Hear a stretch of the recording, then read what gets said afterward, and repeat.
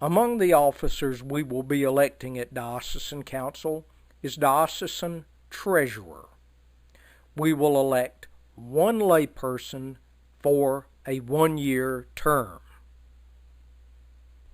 The nominee thus far is Mr. Fred Page of All Saints Tupelo of the Tombigbee Convocation.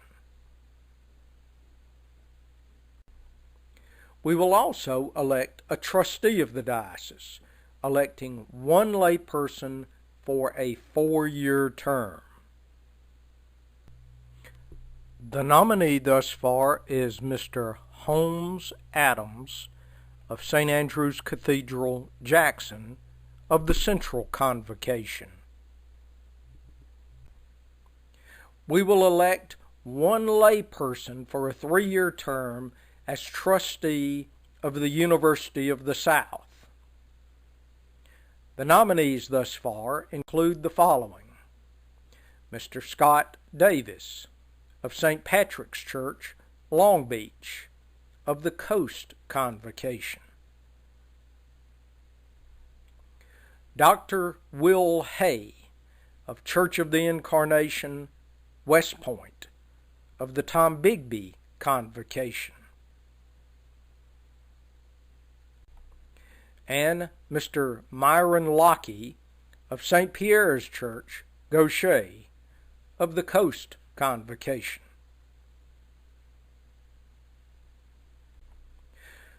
We will elect members of the Executive Committee, which functions as the vestry of the diocese. We will elect 2 clergy and 2 laypersons for full 3-year terms. Nominated thus far in the clergy order is the Reverend Chris Robinson of Mediator Redeemer, Macomb Magnolia, in the Old River Convocation. Currently, we need one additional nominee from the clergy orders. Also in the Executive Committee, we currently need 2 additional lay nominees for service on the Executive Committee.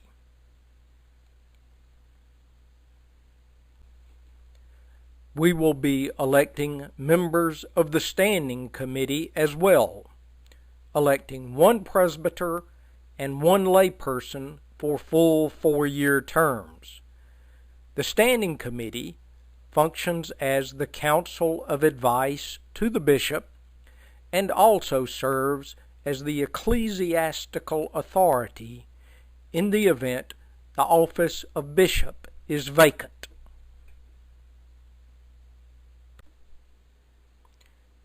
In the presbyter order, the nominees are the Reverend Ann Benton Fraser of St. Paul's Church in Corinth, of the Tombigbee Convocation, and the Reverend Jeff Rich of St. John's Church, Laurel, of the Salwashi Convocation. And in the lay order, Dr. Ed Sisson of St. Peter's Church, Oxford, in the Northern Convocation. We will also be electing 4 members of the Disciplinary Board, the board which would oversee any ecclesiastical discipline of priests or deacons in the Diocese of Mississippi. We will elect 2 clergy and 2 laypersons for full 3-year terms. Nominated thus far in the lay order is Dr. Lee Jensen Crawford of Church of the Resurrection, Starkville, of the Tombigbee Convocation. We need at least 1 additional lay nominee and 2 clergy nominees.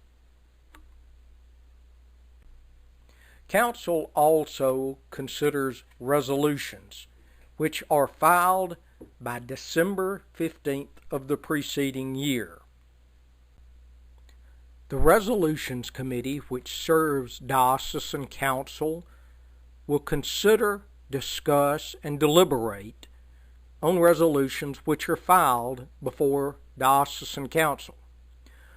Those resolutions, according to the rules of Council, must be filed by December 15th preceding Diocesan Council. In order for a resolution filed after that date to be considered by Diocesan Council, it must receive a 2/3 affirmative vote when considered by name only and without debate on Saturday morning of Diocesan Council. The responsibility of the Resolutions Committee includes the following: to report on those resolutions which have been submitted to Council. The Resolutions Committee may rewrite resolutions which have been submitted to Council. They may write new resolutions for consideration by Council. They may and probably will prepare courtesy resolutions for action by Council. The Resolutions Committee will also clarify the type of resolution that is being considered, whether it requires action, whether it is advisory in nature, or whether it is a courtesy resolution. Possible actions by the Resolutions Committee include the following: it may move adoption of a resolution as presented. It may move adoption of an amended resolution. It may move consideration of a substitute resolution from committee. It may move rejection of a resolution. It may move discharge of a resolution. This action would apply in circumstances where Council has spoken in some other manner to the same issue involved. Additionally, the Resolution Committee may move referral to another body or study group. For example, if a resolution spoke to funding of a diocesan program, that resolution may be moved to be presented to the Executive Committee of the diocese.